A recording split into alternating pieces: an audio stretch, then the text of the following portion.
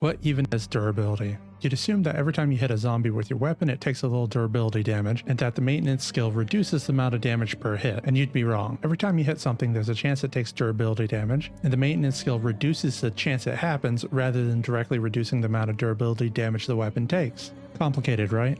I'll try to break it down with some visuals. First, we will look at the wiki to get an idea of what is even going on. Note that there have been balance patches recently, so the wiki may not be up to date. You see the cross wrench and screwdriver? That is a max durability for an item. Yeah, it's a pretty small number, but it'll make more sense, or actually less sense in my opinion, as we get deeper into this system. The crafted spear is a good example because it has a fairly low durability of 5. If you hit a zombie, there's a chance it will lose 1 durability. This is where I get to my first issue with the UI. The condition bar is almost worthless. Since weapons always take 1 durability damage, there is no point in such a scalable bar, as it just makes it harder to see how much durability the item has left.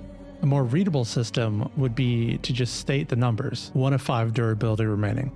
Anyways, here I am hitting zombies and counting the amount of hits it takes to burn through that durability. First I did it with 0 maintenance and then with 10 maintenance to really stress the difference. And it's here I notice another flaw in the system. Due to the layering of random chance and low durability, you can get a wildly different amount of swings in. For example, if you flip a quarter 2 times, you're much more likely to get heads every time than if you flip it 20 times. The sample size is just too small to be consistent. When you compare this with a high durability weapon, such as the crowbar, which a wiki shows as having 15, you end up with a much more consistent amount of hits. So the system is biased towards making higher durability weapons much more reliable because any bad luck streaks can be evened out within the lifespan of the weapon. So at this point in my testing, the numbers between different weapons don't match up, and I go searching for some answers. I see that someone once posted a list of all weapon stats, and they said they found it pretty easily in the game files. Since that list is quite old patch-wise, I decided to find the source myself. Well, yeah, that was actually really easy to find, and there it is. A second layer of randomness is being applied. Not only can each weapon have a different amount of durability, but each weapon has a different chance to be damaged as well. At least that's what I believe the condition lower chance 1 equals X means.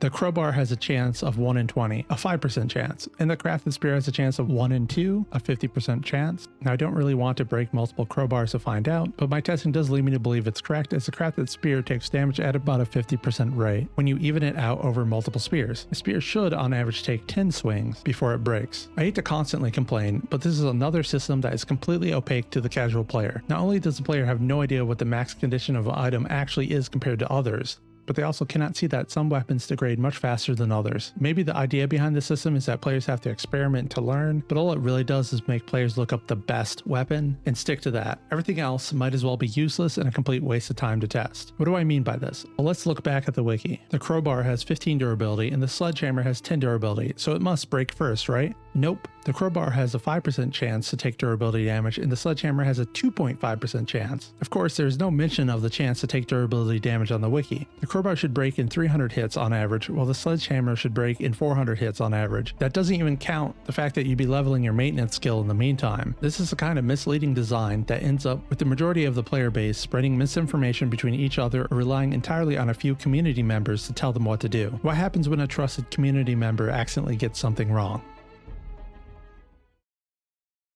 Sorry for the rant there. I'll take this time to thank everyone for subscribing, commenting, and liking these videos. It's nice to know that there are people out there enjoying the content.